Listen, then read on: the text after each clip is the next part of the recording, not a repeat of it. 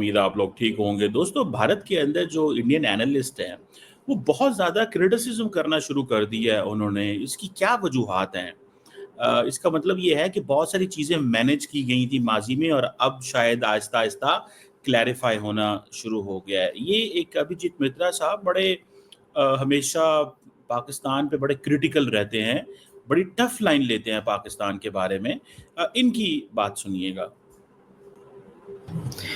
Tejas Mark 1A versus JF-17 Block 3. بھائی JF-17 Block 1 بھی تمہارے تیجس مارک 3 سے بھی بہتر ہونے والا.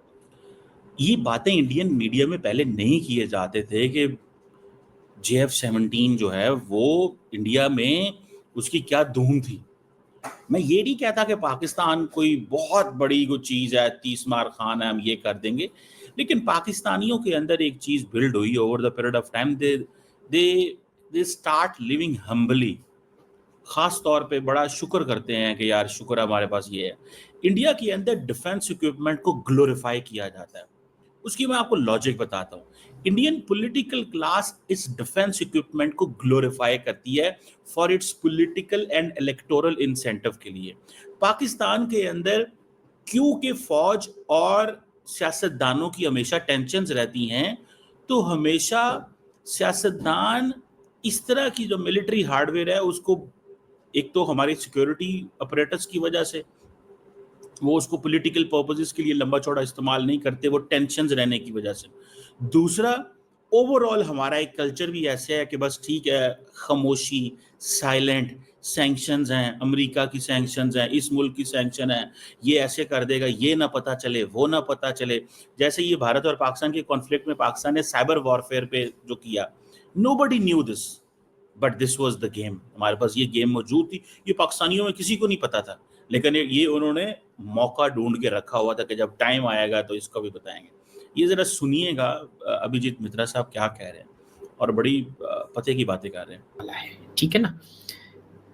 This is a Babus cannot manufacture planes. With all due respect to Sanjay ji and to my mother who's probably watching this and to my father who's in heaven or in hell, I don't know where he is, who are all Babus. Babus cannot manufacture planes. Babu ایک industry کو بھی profitable نہیں بنا پا رہے ہیں. یہ basically criticism کر رہے ہیں. یہ جو گھر میں جہاز وغیرہ بنانے کی باتیں ہو رہی ہیں کہ ہم 2035 تک اسٹیل فائٹر جیٹ بنا دیں گے, یہ کر دیں گے, وہ کر دیں گے, میڈیا کو پیچھے لگا لیا ہے, تم نے کیا کر رہے ہو, یہ بابوؤں کا کیا کام ہے. بیسیکلی جو انڈین ایئر چیف بار بار کہتے تھے کہ یار یہ لوگوں نے, آپ ہم سے پرومس بہت کرتے ہیں, تو یہ بیسیکلی انڈین ایئر چیف کی ہی بات کر رہے ہیں. IAF دیکھیں, انڈین ایئر چیف جو ہے نا, ہی از اے ویری, کوئی بھی کسی ملک کا جو آفیسر ہوتا ہے نا وہ بہت زبردست لوگ ہوتے ہیں, because they wear uniform to lay the life for that country. Indian air force chief جو ہے وہ اپنی جان دے دے گا, اپنے ملک پہ حرف نہیں آئے گا. سملرلی پاکستانی ایئر چیف, ان کا کوئی قصور نہیں ہوتا. ان کے پیچھے جو پالیٹیشنز ہوتے ہیں یا جو ایکو سسٹم کریٹ کیا جاتا ہے وہ پرابلم ہوتی ہے سم ٹائم, جس پہ یہ پھر چیختے ہیں. ٹھیک ہے, تو انڈیا کے اندر بھی یہی تھا کہ انہوں نے کہا یار یہ ہم تو اتنا کچھ ان کو دے رہے ہیں, یہ ہمیں جو ہے نا وہ کر ہی نہیں. سو مجھے ایسے لگتا ہے کہ یہ جو ساری کی ساری جو سچویشن ہے نا, انڈینس کو غصہ آ رہا ہے اب کہ فارن پالیسی میں بھی پرابلم ہوا ہے, یہ کیا ہو رہا ہے, وہ کیا ہو رہا ہے. ذرا سنیں گے. پلین مینوفیکچرنگ تو بہت دور کی بات ہے بھائی. JF-17 has been, I know the guy who's in charge of integration. I'm not going to name him in Pakistan because he taught me more about the Indian Air Force than any Indian Air Force person taught me about the Indian Air Force. And it tells you the level of knowledge the Pakistanis have. They know their weaknesses. We don't know our weaknesses. We live in delusion. The JF-17 is a fantastic plane. وہ کہہ رہے ہیں کہ ہم delusion میں رہتے ہیں, وہ ڈیلوژن میں نہیں رہتے, وہ ہم سے بہتر جانتے ہیں. میں ویسے ایک بات بتاؤں, انڈین ایئر فورس بھی پاکستانی ایئر فورس کو بہت اچھے سے جانتی ہے, بٹ پرابلم کدھر آتا ہے, where professionalism versus political activism. The political activism which is shown by the Indian government, whereas the professionalism, Indian Air Force is a fully professional force, Indian Army is a fully professional army, Indian Navy is a fully professional Navy, but جہاں پہ آتی ہے political activism where they want to use the forces اب for example کیا India کے اندر اس سوال کو نہیں اٹھایا جا رہا کہ C D S Anil Chauhan صاحب کو کیوں اپوائنٹ کیا گیا؟ کیا یہ بات نہیں ہے؟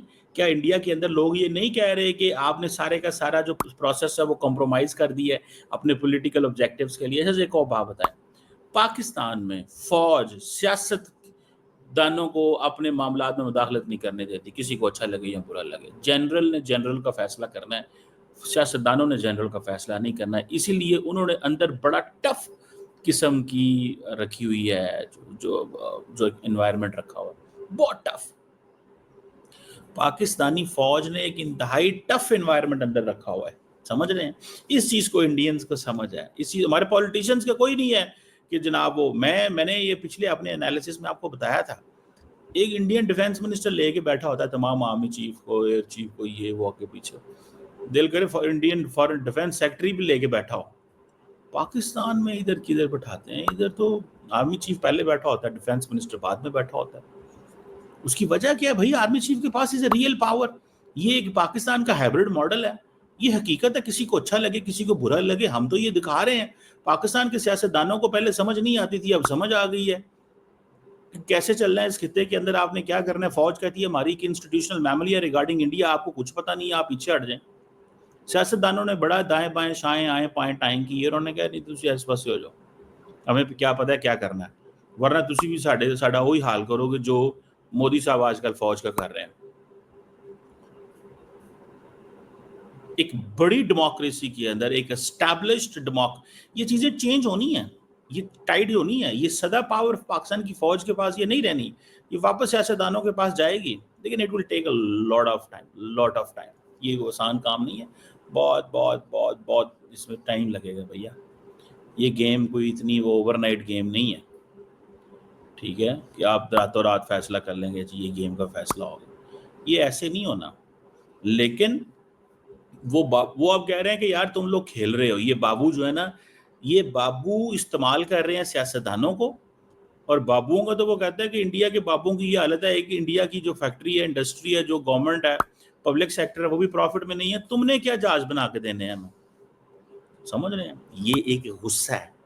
That is a sort of a غصہ یو مائٹ ہیو نوٹسڈ. اس غصے کو نوٹس کریں. آپ نہیں کہہ رہے تو میں آپ کو بتا رہا ہوں، سچی بات ہے. میں آپ کو یہ بتا رہا ہوں اس غصے کے بارے میں. دیٹ غصہ is there and you will see this. And وہ جسے کہتے ہیں نا کہ ایک پوائنٹ ہے، پوائنٹ آف کنفرنٹیشن بن چکا ہے وہ اس وقت انڈیا کے اندر ہی.